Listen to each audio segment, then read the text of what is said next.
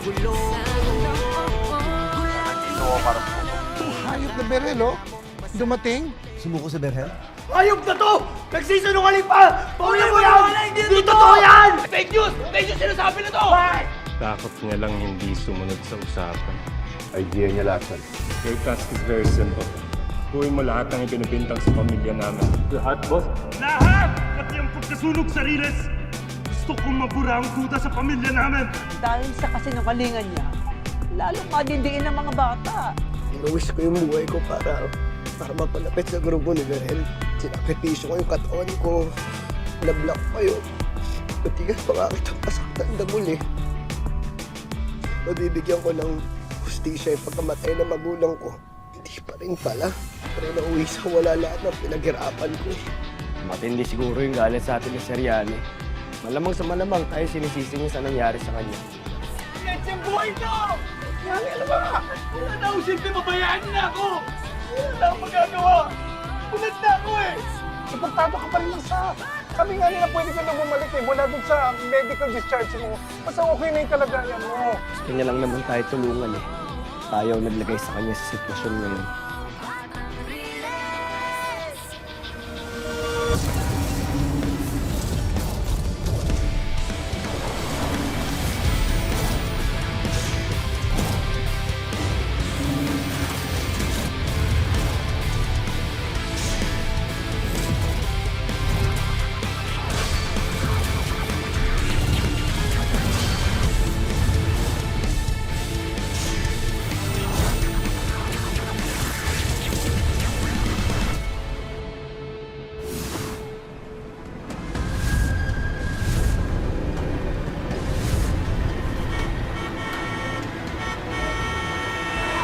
Johnny!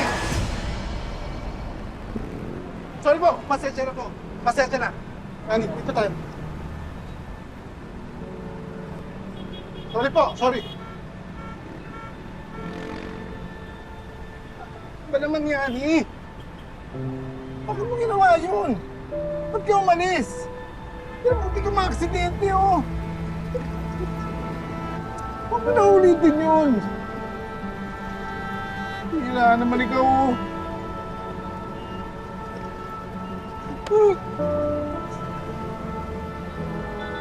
Anak, alam kong hindi madali ang pinagdadaanan mo. Masakit sa akin ang nakita kang naghihirap. Pero hindi yan ay tinuro ng tatay mo. Nakalimutan mo na ba yun? Dito ka magpapasko ha, hintayin ka namin. Opo, Nay. Iingat ka palagi ha. Lagi mong tatandaan na sa buhay, maraming pagsubok na darating para madiscourage. Pero kung magiging matatag ka, kung susunod ka sa tuwid na daan, lahat na naharang sa'yo malalampasan mo.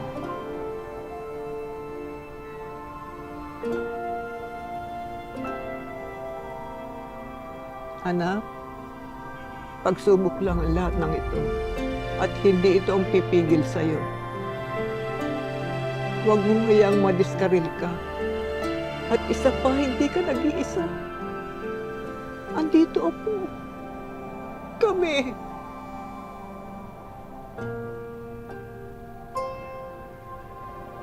Sama-sama tayo, Nay. Ang bumangga, kiba.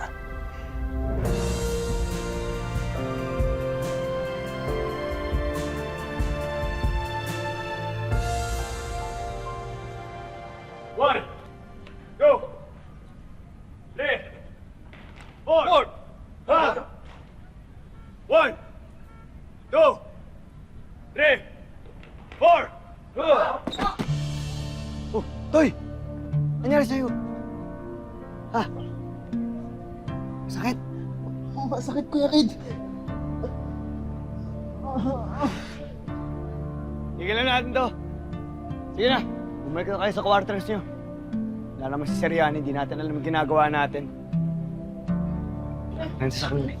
Ma'am, ikaw to eh. Tayo, Toy.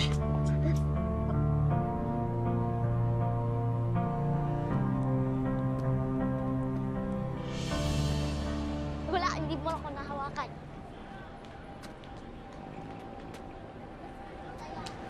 Taya.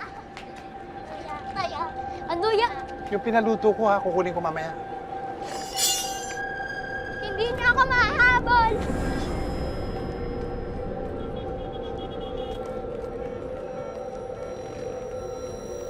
Paul? Paano mo nalaman ako to? Sanayan lang. Etong dala ko, alam mo? Amoy bagoong ah. Hanep pa. Tama. Paborito nga to ni Kidlat eh. Inutusan ko si Mutia na dalhan ng mga bata sa Boys Town. Hindi mo pa papasara yung mga bata doon? Kinakamusta ka daw, sabi ni Mutia. Hindi na nila dapat ako hinahanap. Dapat magalit sila sa akin eh. Nagtiwala sila sa akin. Pero kung dahilan, kung bakit nawalan silang pag-asa. Imbes na sisihin mo ang sarili mo, bigyan mo na lang ng halaga yung tiwalang ibinigay nila sa'yo.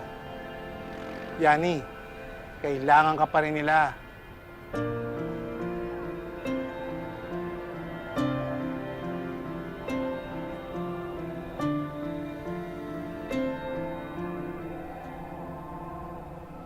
Kahit lagi niya po ako inaaway,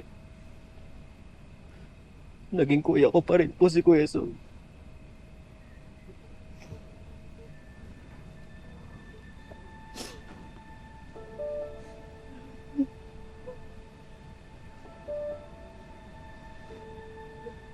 Alam mo kung di dahil kay Angelo, malamang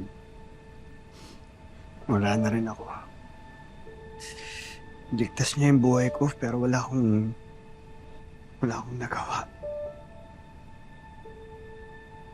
Sana patawarin mo ko.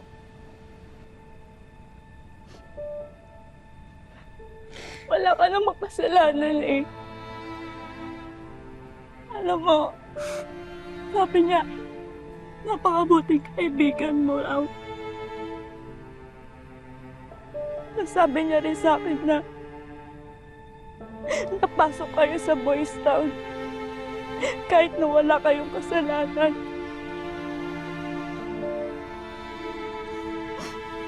Salamat.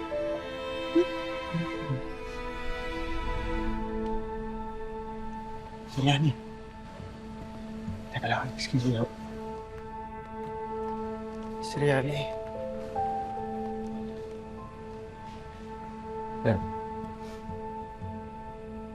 Siriani, pasensya ko kung nasama ko kayo sa trouble namin.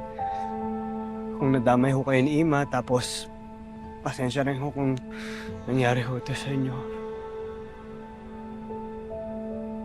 Ako dapat ang mag-sorry. Pinagkatiwala niyo sa akin ebidensya.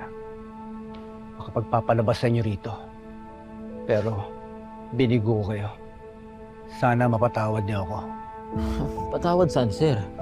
Sa pagtulong niyo po sa amin? Huwag po kayong mag-alala, Sir Yani.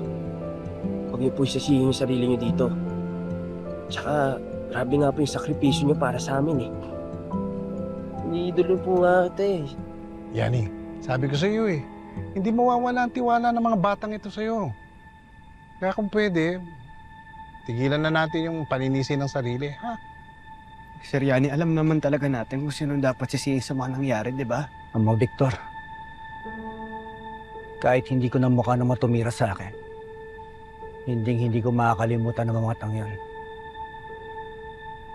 Alam ko mga tao na rin doon nakasama ni Berhel nung gabi. Sir, hindi ba natin sila pwedeng kasuhan?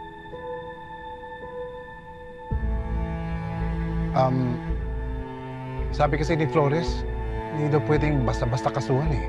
Dahil kahit si Ima, hindi nakita yung mga mukha nila eh. Sir, hindi natin kaya lumaban. Ang laban natin. Naliliit ka natin kumpara sa mga Victor na yan.